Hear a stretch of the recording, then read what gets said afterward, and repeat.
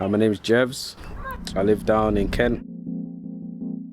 My main goal is to help young people.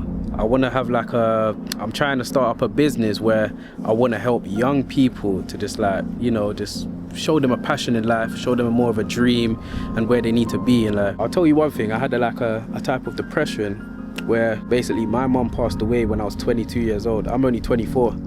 So when she passed away, it kind of put me in a darker place. When she was alive and she kept on going to hospital 24/7, I was dark, man. I was in my feelings. I was in a dark place and I didn't really know exactly who I was. I didn't know how to feel. I didn't know how to move. I didn't know how to relax my brain. So I usually just smoked bare weed.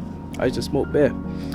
Until I was sitting there and I just felt like a little pressure on my heart. Like something inside of me just told me bro, you need to listen to your body, listen to what your body is saying. And I was like, shit, it's the weed.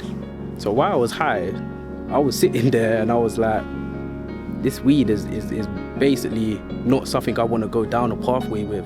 I just said to myself, you know what, all right, cool, I'm gonna stop starting from today. And so I've stopped smoking for 2 years.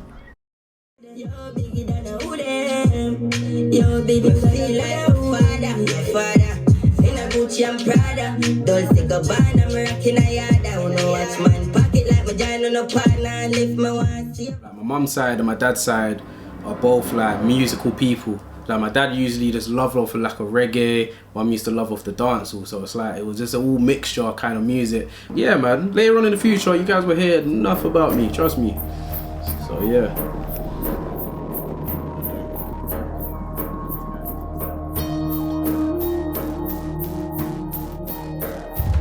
I'll say the most difficult part in dealing with it, which no one would understand, is who's actually there for you. What type of family is actually going to be there for you when your mum or a specific family member has passed away. You will really never know, because what people say is yeah, they always will be there, and they're not always there. It took a while for me to actually understand that I need to grow up as a man.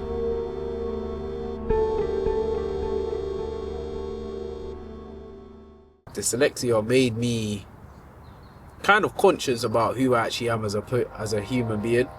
So it kind of just made me feel like I'm this small compared to every single person. So even through school days, I felt like everyone was watching me. I felt judged. I felt very I felt like I didn't know who I was, I felt like I didn't really, as I always say to people, I felt like a goldfish. I felt like I just didn't actually believe that I had a passion. So growing up through dyslexia, it just weakened me. It's like kryptonite. It's like my weakness to a lot of things in life. And when I was younger, that's what as well made me not think I had a dream, not think that I had a passion. I didn't really feel comfortable telling people that I had dyslexia. I didn't feel comfortable with people knowing that I had dyslexia. So after that, I kind of grew out of it, and now these days I feel so comfortable. Growing out to who I am, I kind of found out that I'm actually a wise person. Yeah, where I was living before was it was more like a concrete jungle. You would never know how it, for example, when you leave your house, you would never know if you're gonna make it. And I feel like that's how it is in the end, you know what I mean? For example, in my old area, Sydenham was there was just more problems, more excitement, more actions. People was just so negative. And when you're in a negative environment, it doesn't motivate you to do anything. It just makes you want to make fast money or just literally try to get out of the ends, but in a way where you're not pushing yourself to. Do you know what I mean? For example, the amount of people in the ends has so much talent and they're so scared to actually get to where they need to be. Do you know what I mean? To be honest, I'm proud of how I turned out. I'm proud that I've actually showed myself that there is a part of me what has grown up, and now I don't have no fear of that. Do you know what I mean? I've learned so much throughout my years and through my dark paths and then my good paths. And I feel like nowadays days it's a different side, it's a different story, it's a different journey. And as I said, my life wasn't really so easy. Don't be scared to pursue your dreams.